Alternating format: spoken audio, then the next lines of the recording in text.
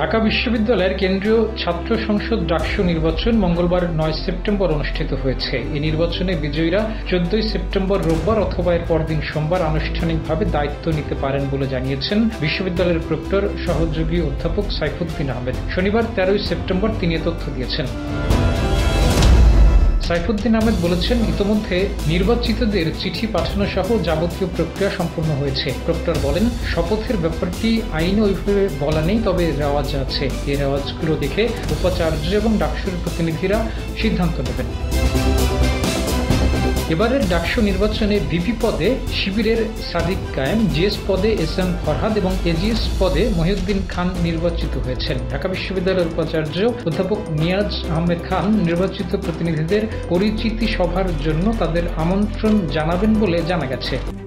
RICL TMX, যুগের পর যুগ স্থাপনা থাকে মজবুত। রোববার বা সোমবার সভা হতে পারে। ওই সভার মধ্য দিয়ে ঢাকা বিশ্ববিদ্যালয়ের 2025 সালের ডাকসুর নির্বাচিত প্রতিনিধিদের কার্যক্রম শুরু হবে।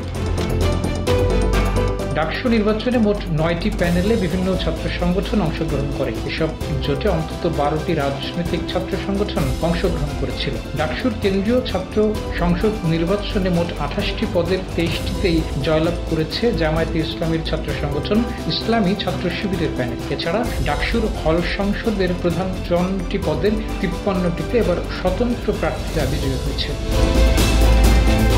ডেস্ক রিপোর্ট, জয় জয় দিন।